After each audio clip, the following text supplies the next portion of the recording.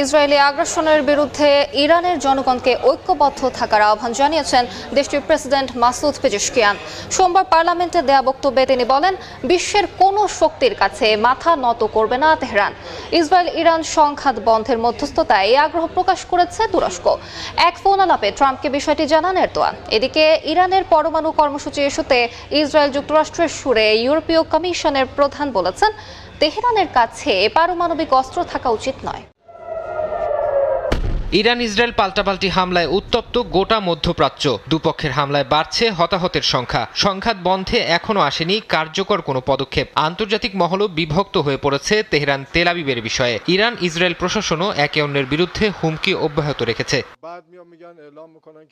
সোমবার ইরানের পার্লামেন্টে বক্তব্য রাখেন দেশটির প্রেসিডেন্ট মাসুদ পেজেশকিয়ান। ইসরায়েলি আগ্রাসনের বিরুদ্ধে দেশের মানুষকে ঐক্যবদ্ধ থাকার আহ্বান জানান তিনি। পেজেশকিয়ান বলেন, সহিংসতা আর হত্যার মাধ্যমে ইরানকে বিশ্ব মানচিত্র থেকে মুছে ফেলা সম্ভব না। বিশ্বের কোনো শক্তির কাছে তেহরান মাথা নত করবে না বলেও মন্তব্য তার।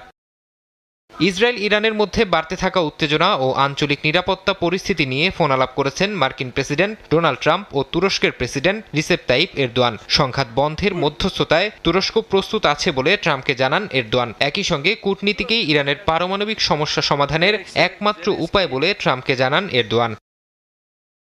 ইসরায়েলের সঙ্গে চলমান সংঘাতে ইরানের পাশে দাঁড়িয়েছে পাকিস্তান। দেশটির প্রতিরক্ষা মন্ত্রী খাজা আসিফ ইসরায়েলের বিরুদ্ধে মুসলিম বিশ্বকে ঐক্যবদ্ধ হওয়ার আহ্বান জানিয়েছেন। ইরানের পরমাণু কর্মসূচি ইস্যুতে ইসরায়েল যুক্তরাষ্ট্রের সুরেই কথা বলছে ইউরোপীয় ইউনিয়ন। জোটের president Ursula von der Leyen বলেন, ইরানের কাছে পারমাণবিক অস্ত্র থাকা উচিত নয়। ইসরায়েলি প্রধানমন্ত্রী বিনিয়ামিন নেতানিয়াহুর সঙ্গে ফোনালাপেও তাকে একথা জানান তিনি। ইসরায়েল ও ইরানের মধ্যকার চলমান সামরিক সংঘাতের মধ্যেই ইউরোপীয় ইউনিয়নের পররাষ্ট্রনীতি বিষয়ক প্রধান কায়া কাল্লাস মঙ্গলবার একটি ভার্চুয়াল বৈঠকের আহ্বান জানিয়েছেন। এই বৈঠকে ইউরোপের দেশগুলোর পররাষ্ট্রমন্ত্রীরা অংশ নেবেন। ইসরায়েলি আগ্রাসনের জবাবে ইতিহাসের সবচেয়ে বড় ক্ষেপণাস্ত্র হামলা চালায় ইরান, ছোড়ে শক্তিশালী ব্যালিস্টিক মিসাইল। ইসলামিক বিপ্লবী গার্ড কর্পসের বা IRGCর মহাকাশ ইউনিট এই অভিযান পরিচালনা করে। ইয়া আলী ইবনে আবি তালিব নামে পূর্ণমাত্রার এই অভিযানে ইরান যেসব ক্ষেপণাস্ত্র ব্যবহার করেছে তা নিয়েই এবারের প্রতিবেদন। চলমান পরমাণু আলোচনার মধ্যেই ইরানে ভয়াবহ বিমান হামলা চালায় ইসরায়েল। কড়া জবাব দেয় ইরানও। হামলা পাল্টা হামলার মধ্যেই শনিবার রাতে হাইফা, তেল আবিব সহ বিভিন্ন স্থান লক্ষ্য করে ইতিহাসের সবচেয়ে বড় ক্ষেপণাস্ত্র হামলা চালায় তেহরান। ইরানি গণমাধ্যম বলছে, এই হামলায় ইমাদ, গদর ও খাইবার শেকান নামের আধুনিক ও দূরপাল্লার ক্ষেপণাস্ত্র ব্যবহৃত হয়েছে। হামলায় ব্যবহৃত সবচেয়ে শক্তিশালী মিসাইল ইমাদ, ইরানের প্রথম পূর্ণাঙ্গ গাইডেড ব্যালিস্টিক মিসাইল এটি। এর দৈর্ঘ্য 15.5 মিটার, ওজন 1750 কেজি আর পাল্লা 1700 কিলোমিটার। ম্যানুভারেবল ওয়ারহেডে থাকা ফিনের কারণে বায়ুমণ্ডলে প্রবেশের পরও গতির দিক পরিবর্তনে সক্ষম এই মিসাইল, আর এতেই লক্ষ্যবস্তুতে নিখুঁতভাবে আঘাত হানতে পারে ইমাদ। তালিকায় আরও রয়েছে গাদার মিসাইল, শাহাব 3-এর উন্নত সংস্করণ এটি। 1950 কিলোমিটার পাল্লার এই মিসাইলে রয়েছে 3টি ধরন, গাদার এস, গাদার এইচ ও গাদার এফ। 2 ধাপ বিশিষ্ট এই রকেটের প্রথম ধাপ তরল জ্বালানিতে চললেও দ্বিতীয় ধাপ চলে কঠিন জ্বালানিতে। ওজন কমাতে স্টিলের বদলে ব্যবহৃত হয়েছে অ্যালুমিনিয়াম অ্যালয়। সেই সঙ্গে ওয়ারহেডের নকশাও বদলানো হয়েছে। এতেই বেড়েছে গতি ও নির্ভুলতা। ইরানের আরেকটি মোক্ষম অস্ত্র খাইবার শেকান। এর 2টি সংস্করণই ইসরায়েলের অ্যারো 3 বা ডেভিড স্লিং সিস্টেম ভেদ করতে সক্ষম। এটিও প্রায় 1450 কিলোমিটার পর্যন্ত লক্ষ্যবস্তুতে আঘাত হানতে সক্ষম। ম্যানুভারেবল রি-এন্ট্রি ভেহিকেলস ব্যবহার করায় এটি প্রতিরক্ষা সিস্টেমকে ফাঁকি দিয়ে লক্ষ্যবস্তুতে আঘাত হানতে পারে নিখুঁতভাবে। শক্তিশালী 2 ধাপ বিশিষ্ট কঠিন জ্বালানির ইঞ্জিন এটিকে করে তুলেছে অ্যাডভান্সড স্ট্র্যাটেজিক উইপনে। একদিকে ইরানের মুহুর্মুহু ক্ষেপণাস্ত্র নিক্ষেপ, অপরদিকে ঠেকাতে সক্রিয় ইসরায়েলের আকাশ প্রতিরক্ষা ব্যবস্থা। সোমবার রাতে এমনই ছিল তেল আবিবের আকাশ। যদিও ইরানি গণমাধ্যমে দাবি করা হয়েছে, আয়রন ডোম হ্যাকের কারণে বেশ কয়েকটি ক্ষেপণাস্ত্র লক্ষ্যবস্তুতে আঘাত হেনেছে। ধ্বংস হয়েছে হাইফার তেল শোধনাগার। এদিকে বিশ্ব নেতাদের সংঘাত বন্ধের আহ্বানের মধ্যেই নেতানিয়াহু বলেছেন, খামেনিকে হত্যার মধ্য দিয়ে কেবল সংঘাত শেষ হবে। আর তেহরান দ্রুত খালি করার হুঁশিয়ারি দিয়েছেন ডোনাল্ড ট্রাম্প।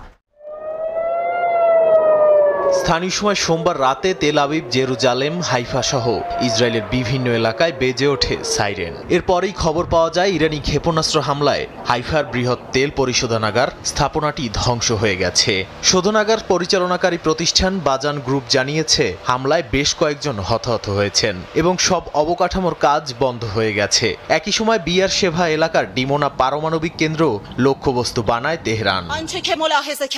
এর আগে ইরানের রাষ্ট্রীয় সংবাদ মাধ্যম IRIBর সরাসরি সংবাদ প্রচারের সময় হামলা চালায় ইসরায়েল। বিস্ফোরণের শব্দে আতঙ্কিত হয়ে পড়েন সংবাদ উপস্থাপিকা। আগুন ধরে যায় পুরো ভবনে। এরপরই মূলত হামলার হুমকি দিয়ে ইসরায়েলের দুটি টেলিভিশন চ্যানেলের কর্মী ও তেল আবিবের বাসিন্দাদের নিরাপদ আশ্রয়ে যাওয়ার নির্দেশনা দেয় তেহরান। রাতভর ইরানের ড্রোন ও ক্ষেপণাস্ত্রের আঘাত ঠেকাতে ইসরায়েল নিজেদের আকাশ প্রতিরক্ষা ব্যবস্থা চালু রাখে। তবে একটি প্রতিরক্ষা মিসাইল উড্ডয়নের আগেই লুটিয়ে পড়ে তেল আবিবের মাটিতে। এতে বাসিন্দাদের মধ্যে আতঙ্ক আরও ছড়িয়ে পড়ে। ইরানের রাষ্ট্রীয় বার্তা সংস্থা IRNA-তে দাবি করা হয়েছে ইসরায়েলের আকাশ প্রতিরক্ষা ব্যবস্থা মূলত হ্যাক হয়েছিল। এ কারণেই তা ইরানি ক্ষেপণাস্ত্র ঠেকাতে ব্যর্থ হয়। তাবরিজ শহরে ইসরায়েলের F-35 যুদ্ধবিমান ভূপাতিতের দাবিও করেছে ইরান। এদিকে ইরানের সর্বোচ্চ ধর্মীয় নেতা খামেনি হত্যার স্পষ্ট ইঙ্গিত দিয়েছেন বিনিয়ামিন নেতানিয়াহু। ABC নিউজকে বলেন, খামেনিকে হত্যা করা হলে যুদ্ধ বিস্তৃত হবে না, বরং সংঘাত বন্ধ হবে। মার্কিন সংবাদ মাধ্যমগুলো জানায় খামেনিকে হত্যার পরিকল্পনায় ভেটো দিয়েছেন মার্কিন প্রেসিডেন্ট ডোনাল্ড ট্রাম্প। যদিও ট্রুথ সোশ্যালে দেয়া পোস্টে হুঁশিয়ারি দিয়ে ট্রাম্প বলেছেন ইরান শিগগিরই পারমাণবিক চুক্তি না করলে বাসিন্দাদের তেহরান ত্যাগ করা উচিত। এদিকে ইরানের প্রেসিডেন্ট মাসুদ পেজেশকিয়ান বলেছেন ইসরায়েলের সঙ্গে যুদ্ধ পরিধি বাড়াতে চায় না ইরান, তবে যে কোনো আক্রমণের পাল্টা জবাব দেয়া হবে। আর দেশটির পররাষ্ট্রমন্ত্রী বলেছেন ইসরায়েলের হামলা কূটনীতির জন্য একটি বড় আঘাত।